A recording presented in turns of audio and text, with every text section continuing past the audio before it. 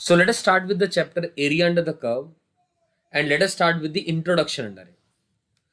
तो आइए इंट्रोडक्शन में हम सबसे पहले बात करते हैं area chapter generally just after the definite integration पढ़ा जाता है। तो डेफिनेट इंटीग्रेशन में हम एक चीज पढ़ते हैं। क्या पढ़ते हैं डेफिनेट इंटीग्रेशन में?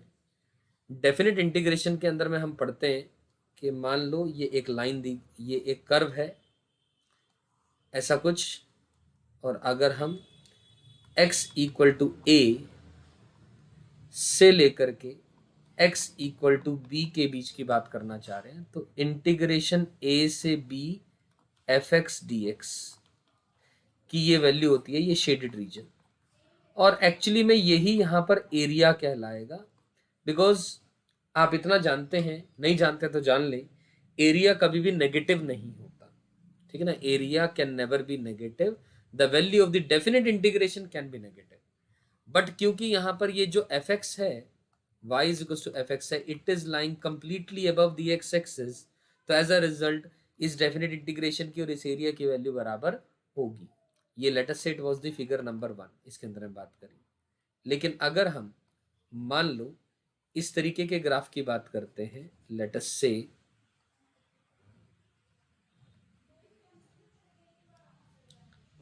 यहां पर ये रहा, और this is let us say x equal to a, this is let us say x equal to b, right? x equal to a और x equal to b हमने मान लिया, and let us say this is the graph of y is equals to f of x। अब मैं आपसे पूछ रहा हूं, आप बताएं इंटीग्रेशन a से b f x d x की वैल्यू क्या होगी। तो ठीक है, आप आराम से सुने, मैंने ये रीजन शेड कर दिया, this one, this one, this one and this one. बिल्कुल बेसिक, मतलब हम बहुत प्यार से समझें तभी हमें चीज़ें समझ में आएगी। ये C1 पॉइंट मान लिया, ये C2 मान लिया, ये C3 मान लिया, और ये C4 मान लिया, और ये तो पॉइंट B है और ये पॉइंट A है, करेक्ट है इसकी वैल्यू। अब इसको निकालने के लिए आप आराम से मेरी बात सुने दोस्तों, मैंने क्या कहा, लेटस से ये A1 है, इंटीग्रेशन A से लेकर के C1 F x d x. जो A से C1 तक का जो एफ के रीजन में एफ एक्स है वो अबव दी एक्स एक्सिस लाई कर रहा है, तो कोई 1% भी दिक्कत है ही नहीं। A2 की बात करूंगा, A2 की बात करूंगा तो अगर मैं उसे कहूं C1 से लेकर के C2 F x d x मैंने कहा, ठीक है, तो ये इस रीजन में जो वैल्यू आ रही है वो नेगेटिव आ रही है, अपने आप नेगेटिव आएगी क्योंकि एक्स एक्सिस के बिलो लाई कर रहा है। और अगर आप इसे एरिया की टर्म्स में बात करना चाह रहे हैं, मान लीजिए आप एरिया की टर्म्स में बात करना चाह रहे हैं, तो मैं इसका मॉड ले लेता हूं, इसका मॉड ले लेता हूं, तो A2 पॉजिटिव हो जाएगा। A2 will be positive when I am saying A base I denotes the area now, A base I denotes now the area। और मैं A3 की बात करूं, A3 की बात करूं वो इंटीग्रेशन C2 से लेकर के C3 F x d x होगा। ओके, ये तो पॉजिटिव है, तो ऊपर मॉड लगाऊं या ना लगाऊं कोई फर्क नहीं पड़ता। A4 की बात करूं, इंटीग्रेशन C3 से लेकर के C4 F x d x है, लेकिन F x is lying below the x axis, negative आएगी वैल्यू, बट एरिया कभी नेगेटिव होता नहीं है, तो इसलिए A4 के आगे मैंने इसमें मोड लगा दिया। और A5 की दोस्तों मैं बात करूंगा, इंटीग्रेशन C4 से लेकर के B और ये एफ एक्स डी एक्स, ये आ जाएगी बात। यहां तक समझ आई? तो मैंने आपसे कहा इस बात का खास ख्याल रखिएगा दोस्तों, तो कि एरिया कभी नेगेटिव नहीं होता, क्योंकि एरिया आप जानते हैं डेफिनेट इंटीग्रेशन की बदौलत कि ये जो इस तरीके के कर्व का एरिया निकला भी है वो बेसिकली रेक्टेंगुलर स्ट्राइप्स को देख करके ही निकला है। और रेक्टेंगुलर स्ट्राइप्स के अंदर में हम इंटीग्रल y और फिर रेक्टेंगुलर स्ट्राइप्स ऐसी कुछ लेते हैं, राइट। ये विड्थ h लेते हैं और फिर ये हाइट की बात करते हैं, और अगर ये ऊपर की बजाय एक्स एक्सिस के नीचे होगा तो वैल्यू नेगेटिव आ जाएगी। इसीलिए हम एरिया निकालने के लिए उस केस में जब f x is lying below the x axis तो हम मॉड लगा दे रहे हैं, करेक्ट है। तो अगर मैं इस डेफिनेट इंटीग्रेशन की वैल्यू अगर आपसे पूछता हूं अभी इस डेफिनेट इंटीग्रेशन की वैल्यू पूछता हूं, डेफिनेट इंटीग्रेशन ए से लेकर के b f x d x, this value is going to be, क्या आ जाएगी वो value, a1 minus a2 plus a3 minus a4 plus a5। ध्यान से समझे, यानी मॉड नहीं लगाया, ठीक है ना।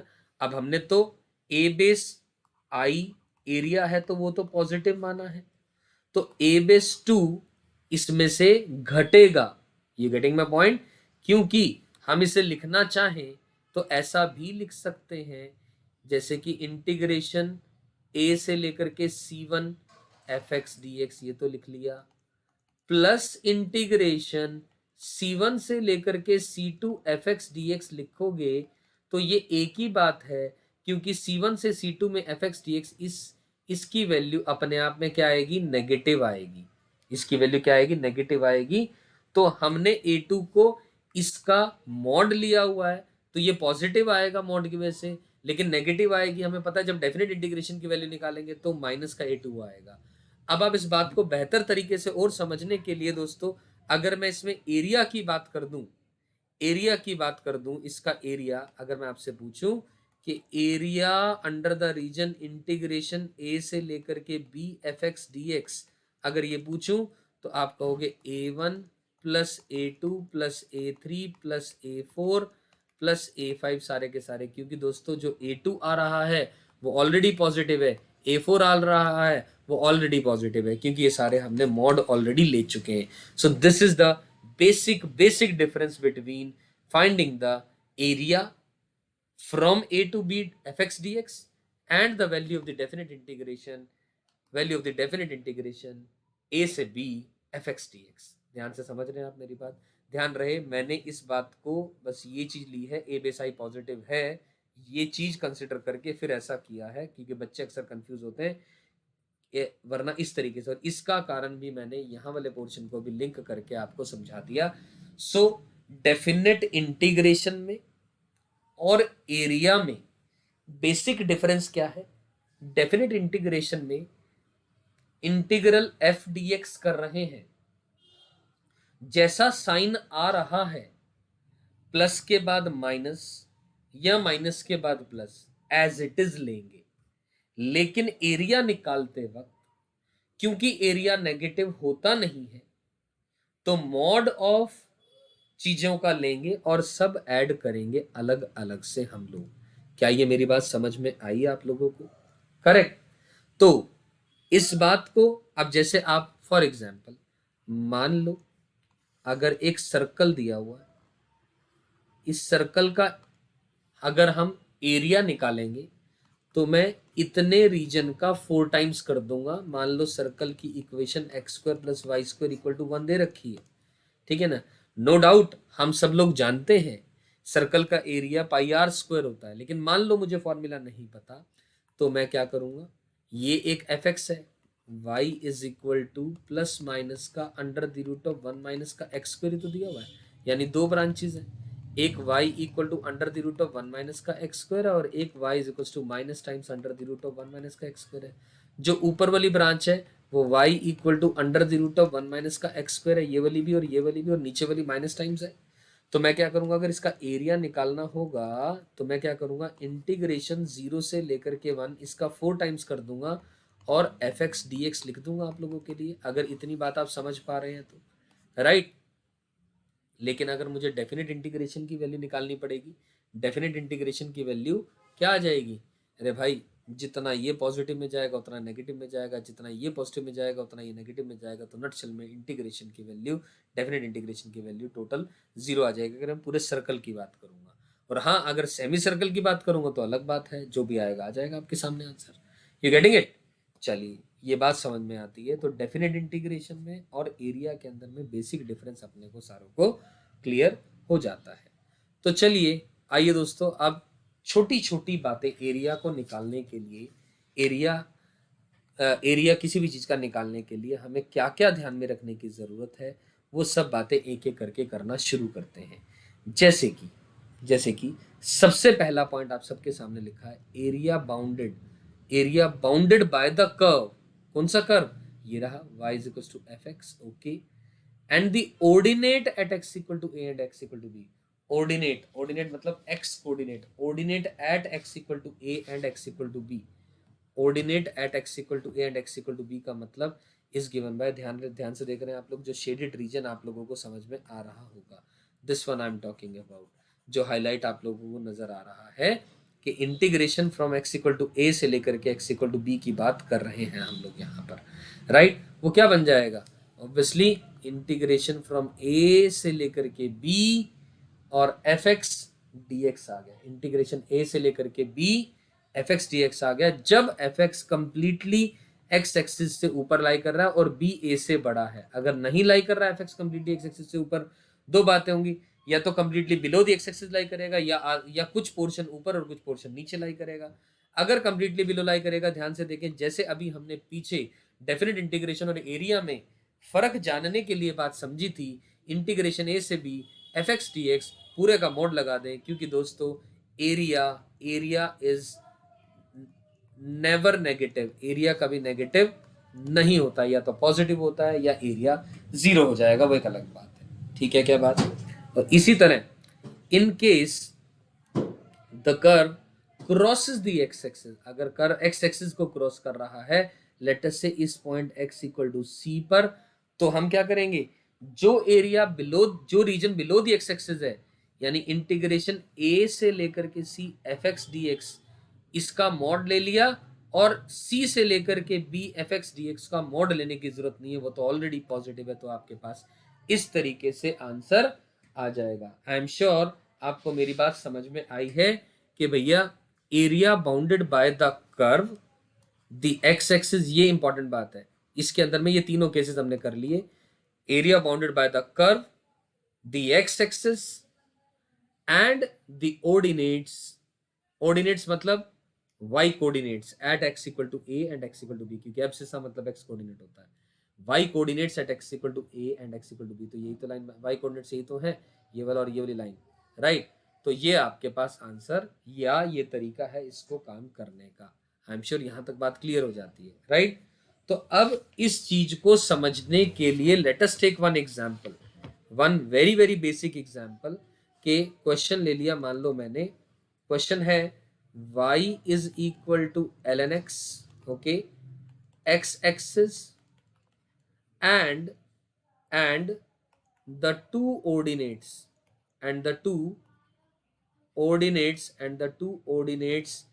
at x equal to 1 upon e and x equal to e, ठीक है ना, हमने ये बात करनी है। तो हम क्या कर सकते हैं इसके ऊपर हम लोग, अगर हमने इसका एरिया निकालना है, तो हम जानते हैं एल एन एक्स का ग्राफ हम सब लोग जानते हैं, वो ये ग्राफ ऐसा कुछ होता है। अब ये पॉइंट जो है ना 1,0 है, ठीक है ना, ये पॉइंट 1,0 है। अब x equal to 1 upon e and e, अब 1 अपॉन ई की बात कर दूं मैं, तो 1 अपॉन ई ये रहा 1 अपॉन ई कॉमा 0, और ये कहीं ना कहीं ई कॉमा 0 आएगा। इस पर ऑर्डिनेट की बात कर रहा हूँ, यानी इस तरीके की बात हो रही है, और इस पर बात कर रहा हूँ यानी इस तरीके की बात हो रही है। तो यानी हम ये शेड कर दे रीजन और ये शेड कर दे रीजन, बेसिकली ये एरिया अपने को चाहिए। अब एरिया की मैं बात करूंगा दोस्तों, तो एरिया रिक्वायर्ड जो है ना वो क्या होगा, अब जो नीचे पोर्शन आ रहा है उसके बाहर तो मॉड लगेगा, some portion is lying below the axis and some is lying above the x axis, तो 1/e से लेकर के e ln x dx इसका पूरे का मॉड लगा लो, 1/e से लेकर के, सॉरी e नहीं, 1/e से लेकर के 1 तक की बात करो, 1/e से 1, और फिर 1 से लेकर के e की अलग बात करो, ln x dx, इस पे मॉड लगाने की जरूरत नहीं है। और दोस्तों इसको आप सिंप्लीफाई कर सकते हैं यूजिंग बाय पार्ट्स, वहां से आप आंसर फर्दर निकाल लें। बेसिक आइडिया था, इंपॉर्टेंट थी बात कि हमने ये समझना है कि एरिया कैसे निकालना है, राइट दोस्तों। चलिए अगली बात तो यही चीज हमने यहाँ लिख दी है, आई एम श्योर आप सबको समझ में आ रही होगी ये बात, वही जो बात मैंने पीछे समझाई, आप सबको ये बात पूरी की पूरी क्लियर है। 1/e से लेकर के ये 1 है, और ये 1 से लेकर के यहाँ पर 1 आएगा, 1 से लेकर के e तक की बात हो रही है, ठीक है दोस्तों। तो ये वही बात आ गई, चलते हैं फिर आगे। अब ये तो बात हमें समझ में आ गई। अब ध्यान से समझे, ये भी हमें समझने की और जानने की जरूरत है कि sometimes integration with respect to y, अभी हमने integration with respect to x करी थी, ठीक है ना। जब हमने integration with respect to x करी थी, ध्यान से देखिएगा दोस्तों, कि वाई डीएक्स की बात करिए, यानी वाई इस डायरेक्शन में और dx यानी ये, यानी y dx की जब हम बात करते हैं तो बेसिकली हम एक वर्टिकल स्ट्रिप लेते हैं। क्या लेते हैं? वर्टिकल स्ट्रिप्स की बात करते हैं कि ऐसी ऐसी रेक्टेंगुलर स्लैब्स का एरिया का एडिशन, ऐसी ऐसी रेक्टेंगुलर स्लैब्स के एरिया का एडिशन। तो वर्टिकल स्ट्रिप, छोटे से टुकड़े को इंटीग्रेट कर देते हैं, उसका समेशन करते हैं, तो वो आंसर अपने पास फाइनली आ जाता है, ठीक है ना। वर्टिकल स्ट्रिप्स, ध्यान रहे जब dx एलिमेंट की बात कर रहे हैं तो हम वर्टिकल स्ट्रिप्स की बात कर रहे हैं, क्योंकि dx एलिमेंट यानी ये विड्थ की बात होगी इस तरीके से, और y यानी इस डायरेक्शन में होगा, ऊपर के डायरेक्शन में, ठीक है दोस्तों। चलिए आगे बात करें, आगे बात करें। जब हम अब हॉरिजॉन्टल स्ट्रिप की बात करेंगे, किसकी बात करेंगे? हॉरिजॉन्टल स्ट्रिप की बात करेंगे। हॉरिजॉन्टल स्ट्रिप के अंदर में x dy की बात करेंगे दोस्तों, यानी इस तरीके से कुछ कि ये y एक्सिस है मान लो, तो ये जो विड्थ हो जाएगी ये dy होगी, और ये जो लाइन है ये इस तरह से ये x होगा। मेरी बात समझ में आ रही है? तो x dy की बात कर रहे हैं। तो sometimes the integration with respect to y is also very useful. अब ये वेरी करेगा क्वेश्चन टू क्वेश्चन, किसके अंदर में आपको इंटीग्रल y dx लेना है, किसके अंदर में इंटीग्रल x dy, यानी किसके अंदर में हॉरिजॉन्टल स्ट्रिप और किसके अंदर में वर्टिकल स्ट्रिप। यही बात अपने को इस चैप्टर में सीखनी है, ठीक है ना। तो area bounded by the curve, आप ध्यान से पढ़े, y axis and the two abscissas at y equal to a and y equal to b। याद करो वहां पर क्या था? Area bounded by the curve, x axis and the ordinates at x equal to a and x equal to b। यहां पर क्या है? Curve, y axis and two, यहां पर ऑर्डिनेट्स की बजाय एब्सिसास eight x equal to a and x equal to b की जगह y equal to a and y equal to b आ जाएगा। और दोस्तों आपके सामने आंसर आ जाएगा इंटीग्रेशन a से लेकर के b, क्योंकि a पॉइंट ये रहा लेटस से, ठीक है ना। इंटीग्रेशन यहां से या यहां से चाहते हैं तो यहां से निकालने कोई फर्क नहीं पड़ रहा, से लेकर के यहां तक x dy, ये आपके पास इस सवाल का आंसर होगा या इसका तरीका होगा। You getting my point? I am sure ये बात समझ में आ रही है आप लोगों को। तो ठीक है, तो इस बात को समझने के लिए आइए दोस्तों एक एग्जाम्पल लेते हैं, एग्जाम्पल लेते हैं और बेहतर तरीके से समझते हैं, और कि एक सवाल को, किसी एक पर्टिकुलर क्वेश्चन को हम हॉरिजॉन्टल स्ट्रिप और वर्टिकल स्ट्रिप दोनों से करते हैं, हमें समझ में आएगा कि मैं क्या कहना चाह रहा हूं, ठीक है ना। तो चलिए let us talk about an example, and example is let x की वैल्यू हमने मानी 2y माइनस का वाई स्क्वायर, ठीक है ना। x is equals to 2y minus का वाई स्क्वायर। तो अगर मैं इसका ग्राफ बनाना चाहूँ दोस्तों, ध्यान से देखें, x is equals to 2y minus का वाई स्क्वायर का अगर मैं आप सबके सामने ग्राफ बनाना चाहूँ तो क्या बनेगा? ध्यान से देखें,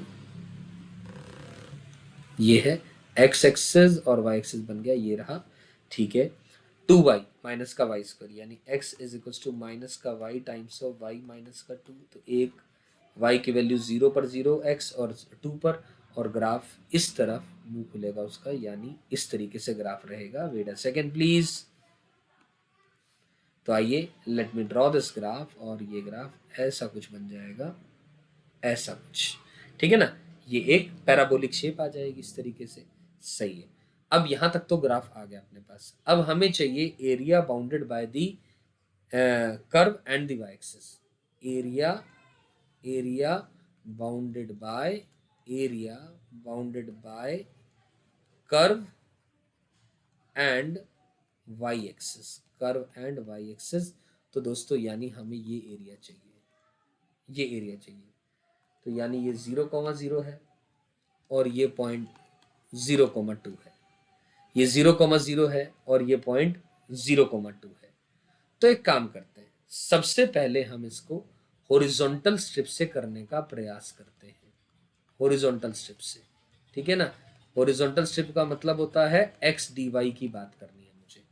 एक्स डी वाई की बात कैसे करेंगे अब आइए इस बारे में भी ख्याल लगाते हैं, देखते हैं। एक्स डी वाई, तो हम इस रीजन में एक छोटी सी ये हॉरिजॉन्टल स्ट्रिप हमने कंसिडर कर ली, और ये जो विड्थ है ये क्या आ गई, डी वाई आ गई, ये विड्थ क्या आ गई, डी वाई आ गई। यहाँ तक समझ में आई बात ये। अब मैं आप सबसे कहूँगा कि ये जो पॉइंट है ये वर्टेक्स है, इसका वर्टेक्स जब d x by d y इसका क्या हो जाएगा, जीरो हो जाएगा, है ना। मतलब ये परपेंडिकुलर हो जाएगी ना लाइन टू दी, मतलब line parallel to the, tangent is parallel to the y axis हो जाएगा। तो हम इसका d x by d y निकालें तो यानी d x by d y अगर निकाला तो 2 माइनस का 2y इक्वल टू 0, यानी y की वैल्यू अपने पास आ जाएगी 1, और y 1 होगा तो x की वैल्यू 2 आ जाएगी। x की वैल्यू 2 माइनस का x की वैल्यू भी क्या आ रही है, 1 ही तो आ रही है, y की वैल्यू 1 पुट करो, 2 माइनस का 1 यानी 1 आ रही है। यहाँ तक बात समझ में आती है, ठीक है। अब क्या करा जाए, अब ये पॉइंट तो हमने जान लिया कि 1,1 है, चलो ठीक है बात। अब क्या करा जाए, अब हमने इसका एरिया निकालना है। एरिया कैसे निकालेंगे, अब एरिया निकालने के लिए हम इंटीग्रेशन कहाँ से कहाँ तक, 0 से लेकर के 2 तक की बात करेंगे। इंटीग्रेशन 0 से लेकर के 2 तक की बात करेंगे। यहाँ तक बात समझ में आती है, इंटीग्रेशन 0 से लेकर के 2 तक की बात करेंगे और एक्स डी वाई करेंगे, एक्स डी वाई, क्योंकि वेरी अब वाई करेगा। हम हॉरिजॉन्टल स्ट्रिप की बात कर रहे हैं, इंटीग्रेशन 0 से लेकर के 2 एक्स डी वाई, यानी इंटीग्रेशन 0 से लेकर के 2, अब एक्स की जगह पर 2y माइनस का वाई स्क्वायर डी वाई कर दें। इसको सिंप्लीफाई कर दोगे तो दोस्तों आपके पास आंसर आ जाएगा 4/3। ये था मेथड नंबर 1 इस बात को करने का। अब हमने जैसा प्रॉमिस किया था या मैंने कहा था आपसे अभी, हॉरिजॉन्टल स्ट्रिप के अलावा मैं इसको अब मेथड नंबर 2 यानी वर्टिकल स्ट्रिप से भी आपको बताऊंगा। So let us talk about this question via the vertical strip, यानी वर्टिकल स्ट्रिप मतलब वाई डी एक्स मतलब यानी ये डी एक्स हो जाएगी विड्थ और ये वाई है, करेक्ट है। चलिए तो अब ये क्वेश्चन हमारे पास क्या लिखा है ध्यान से देखें दोस्तों। यहाँ पर अब y dx है तो y की वैल्यू निकालनी पड़ेगी, यानी वाई स्क्वायर माइनस का 2y plus x equal to 0। ये y में क्या बन गई दोस्तों, एक क्वाड्रेटिक बन गई। ये y में क्या बन गई दोस्तों, एक क्वाड्रेटिक बन गई। यहाँ तक समझ में आती है बात ये, यानी अब y की वैल्यू क्या आ जाएगी, अब y की जो वैल्यू है वो क्या आएगी, y की वैल्यू आएगी y will be equal to 2 plus minus का under the root of 4 minus का 4x whole divided by 2a। सही है, यानी 2 y की वैल्यूज आ गई आपके पास, आप देख रहे हैं। एक y की वैल्यू आ रही है 1 plus under the root of 1 minus का x, और एक आ रही है 1 माइनस का under the root of 1 minus का x, यानी ये वैल्यू को आप y2 मान लो और ये वैल्यू को आप y1 मान लो एक तरीके से, ठीक है ना। फिर से मैं दोबारा आपके सामने ग्राफ बना रहा हूं, ध्यान से देखें। ये लेटस से y एक्सिस बन गई और लेटस से ये x एक्सिस बन गई, और ग्राफ हमारे पास ये रहा, ठीक है ना, ग्राफ ये रहा। यहाँ तक समझ में आती है बात ये, ठीक है। ये पॉइंट क्या है 0,0 और ये पॉइंट क्या है 0,2, सही है। अब हमने क्या करना है ध्यान से देखें। अब हमारे पास y1 आया और y2 आया, ठीक है, और हमने dx एलिमेंट के बारे में बात करनी है। तो एक काम करते हैं, late us talk about it.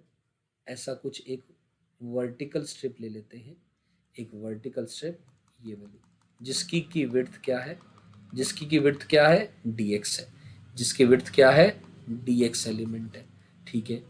और यहाँ पर बात करूँगा ये y1 आ गया और ये y2 आ गया, भैया उसी dx एलिमेंट के रीजन में ये y1 आ रहा है और y2 आ रहा है।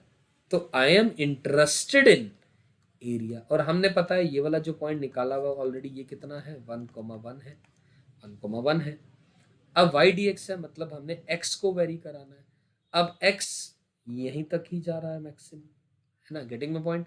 अब एरिया की बात करूंगा, इंटीग्रेशन 0 से लेकर के 1, हमने क्या करनी है बात, इंटीग्रेशन 0 से लेकर के 1 के रीजन में, यानी यहां से यहां तक के रीजन में आपने क्या करना है y2 dx माइनस का y1 dx, यानी y2 माइनस का y1 dx आपको करना है, क्योंकि y2 dx के कॉरस्पॉन्डिंग आपके पास जो आंसर आएगा y2 dx के कॉरस्पॉन्डिंग, उसमें मतलब y2 dx के कॉरस्पॉन्डिंग आपके पास x के साथ बनेगी ना ये चीज़, तो ये वाली वैल्यू ये यहाँ ये पूरा आंसर आ जाएगा। माइनस का y1 dx यानी ये आंसर आपका कट जाएगा, तो जो रिक्वायर्ड आंसर है वो आपके पास आ जाएगा, यानी a की वैल्यू आएगी इंटीग्रेशन 0 से लेकर के 1।